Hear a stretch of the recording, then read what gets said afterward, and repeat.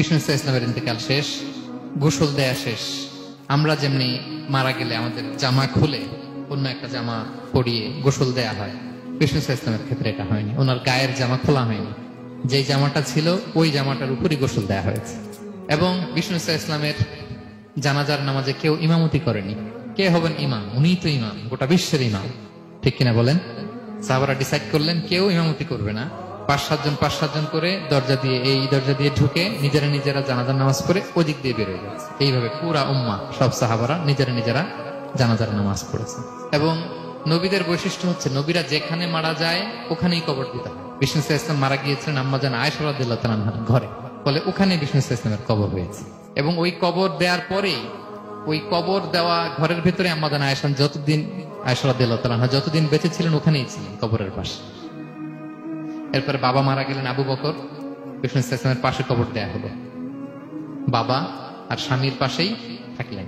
এরপর ওমরে ফারুক মারা গেলেন, ওনারও কবর দেয়া হলো। কিন্তু এখন তো আর বাবা আর স্বামীর সাথে পর্দা নাই, ওমরে ফারুকের সাথে তো পর্দা আছে। তো তখন তিনি, ঘরটা হয়ে গেছে ছোট, 3টা কবরে অনেক জায়গা স্পেস নিয়ে গেছে। এখন অল্প একটু জায়গা পর্দা টাঙিয়ে দিলেন ওমরে ফারুকের সাথে পর্দা হিসেবে, ছোট্ট একটা জায়গায় যতদিন বেঁচে ছিলেন ওখানটাতেই ছিলেন।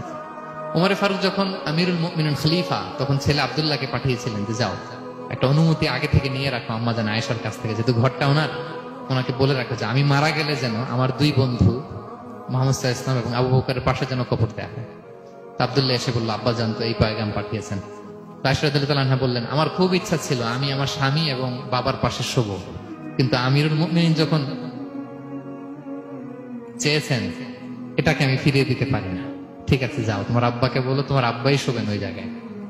আচ্ছা, তো ওমরে ফারুক আপনারা জানেন অ্যাসাসিনেশনে ইন্তেকাল করেছেন, আত্মাইর আঘাতে ছুরিকাঘাত করা হয়েছে, কয়েকবার স্টেবিং। এত জখম হয়েছে, দুধ দিলে ওই জায়গা দিয়ে দুধ বের হয়ে যায় না, বীজ পানি দিলে বের হয়ে যায়।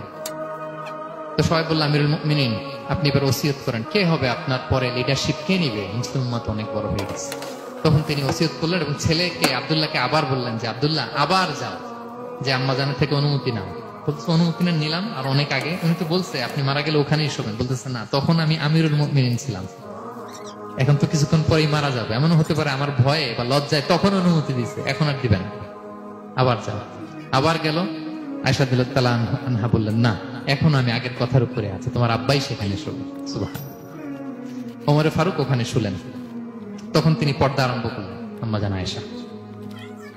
তাহলে রাসূল সাল্লাল্লাহু আলাইহি ওয়াসাল্লামের কবরটা হচ্ছে আম্মাজান আয়েশা রাদিয়াল্লাহু তাআলা আনহার ঘরের ভেতরেই। আপনারা মসজিদে নববী যারা ভিজিট করেছেন তারা জানেন যে আপনারা যখন কিবলামুখী হয়ে নামাজ পড়েন, বাম দিকে বিষ্ণু ইসলামের কবর, সেখানে রাসূল সাল্লাল্লাহু আলাইহি ওয়াসাল্লামের পাশে আবু বকর এবং ওমরে ফারুক রাদিয়াল্লাহু তাআলা আনহুমা শুয়ে আছে। রাসূল সাল্লাল্লাহু আলাইহি ওয়াসাল্লামের কবর থেকে মিম্বার পর্যন্ত এই পুরো জায়গাটা রাউদাতুম মিন রিয়াদিল জান্নাহ, দুনিয়ার বুকে জান্নাতের একটা টুকরা।